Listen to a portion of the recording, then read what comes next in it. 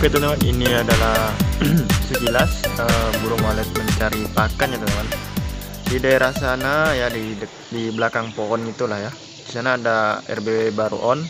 Nanti kita coba tanya bagaimana responnya ya, apakah memang sesuai sama yang kita perkirakan, bahwa posisi untuk RBW ketika berada di tempat arah walet mencari pakan itu lebih bagus atau bagaimana. Nanti kita coba tanya apakah RBW-nya nanti ada peningkatan atau gimana ya. Yang jelas ini RBW waletnya dia ke belakang sana ya. Nah, di sana lumayan ibaratnya rawa, jadi di daerah sana gedung-gedung waletnya di daerah sana ya teman-teman. Jadi dari gedung walet itu dia mencari pakan ke belakang.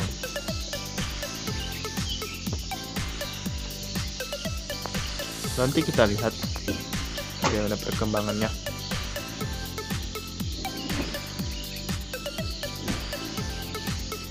Ini masih banyak yang pergi mencari pakan di pagi hari ini ya.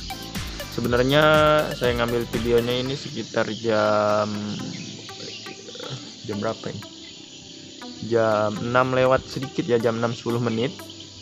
Kalau saya ambil tadi sebelum jam 6 mungkin sudah ada waletnya ya. Ini udah banyak, mungkin udah banyak pergi ke belakang untuk mencari makan ya.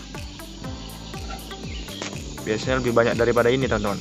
Soalnya di daerah sananya udah ada yang puluhan kilo panennya ya.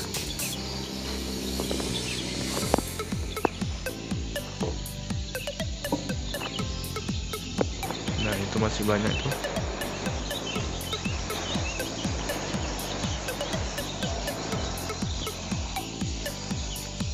Cuman untuk sekarang susah teman-teman ya, apalagi teman-teman berniat untuk mengambil yang ini nih, yang terbang-terbang ini, aduh susah. Itu udah dewasa biasanya agak susah kita sedot ya, kecuali walet-walet kecil, anaknya yang baru beradaptasi itu lebih mudah teman-teman.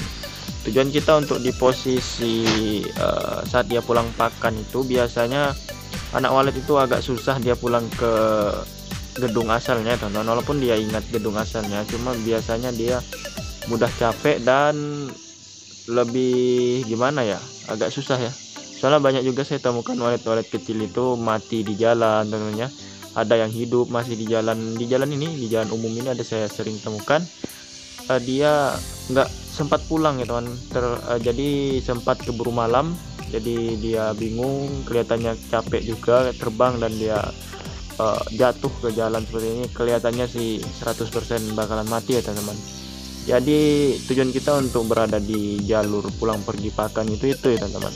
Siapa tahu walet kita menjadi tempat istirahat untuk anakan walet ya. Kalau walet dewasa nggak mungkin ya teman-teman, pasti anakan walet. Jadi kalau tempat kita kita mempunyai tempat yang bagus dan fasilitas yang bagus, insya Allah ya anak walet itu betah dan dia lebih memilih gedung kita dibanding dengan gedung asalnya teman-teman. Itu saja yang kita harap teman. Untuk walet besarnya atau walet dewasanya itu sangat susah, bahkan ketika gedungnya kebakar sekali ya, ibaratnya nih panennya, ibaratnya udah banyak burungnya dan gedung asalnya itu terbakar sekalipun terbakar ya gedung walet yang dia tempati, dia akan tetap setia, akan menunggu si pemilik untuk membangun gedung baru, dan dia akan kembali mendiami gedung tersebut.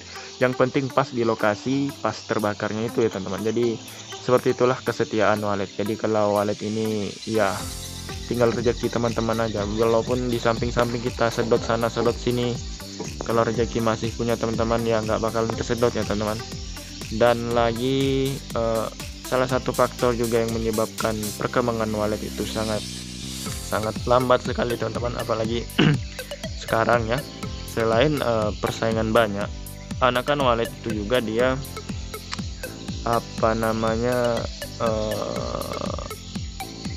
sangat tinggi ya untuk kualifikasi penyortirannya. Ibaratnya yang lolos untuk jadi walet dewasa yang benar-benar siap bersarang di RBW itu sangat tinggi sekali. Kebanyakan walet-walet itu pasti mati di luar gedung ya teman-teman, ibaratnya nggak bisa pulang ataupun sebagainya lah. Yang jelas kebanyakan seperti itu teman-teman. Karena saya tanya juga bagi yang master ya kita anggap saja master ya, yang udah panen puluhan kilo itu, saya tanya perkembangan per bulannya itu ya sangat lambat ya teman-teman.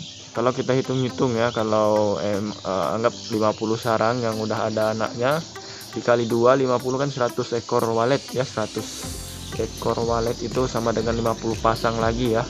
Otomatis kalau kita sortir jadi setengah itu 25 sarang per bulan kita bisa dapat tambahan ya, apalagi yang memang puluhan kilo.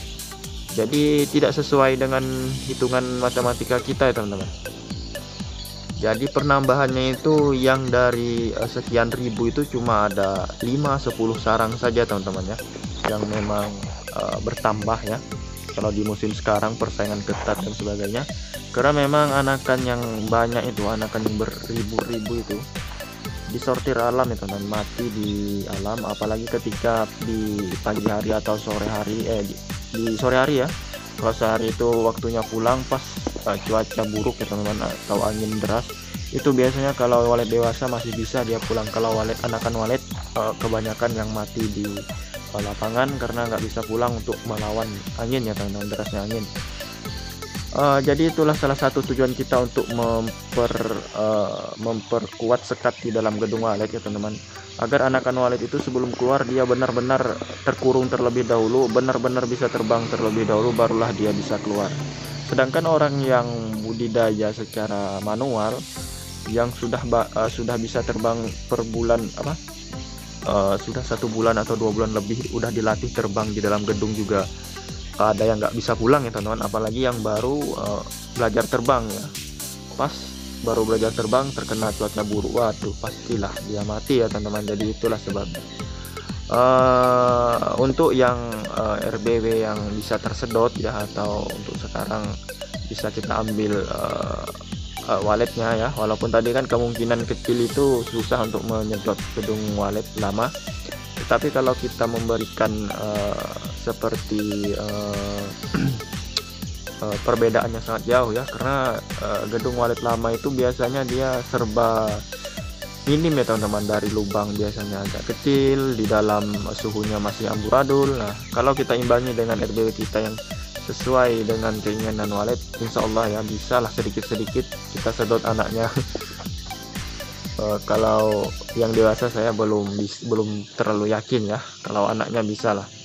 Dan ada juga memang RBW lama itu kalau dikasih dengan RBW baru yang lebih mendukung, agak berkurang juga ya panenannya ya teman-teman, karena memang mungkin tersedotnya, apalagi memang burung-burung muda ya yang masih bergairah itu ya cepat tersedot. Oke, mungkin itu saja tadi pemantauan kita di jalur pulang pergi dan sekilas penjelasan saya yang mungkin bisa teman-teman ambil negatif apa sih yang bisa ambil baiknya, yang buruknya jangan diambil ya teman-teman. Semoga bermanfaat, semoga teman-teman bisa mendapat ilmu baru ya. Kita di sini sama-sama belajar karena tidak ada yang ahli dalam budidaya walet. Kalau sudah ahli ya teman-teman, sudahlah kita semua dibimbingnya dan kita semua jadi kaya. Oke? Mungkin cukup sampai di sini video kali ini. Sampai jumpa di next video. Salam sukses penggiat walet.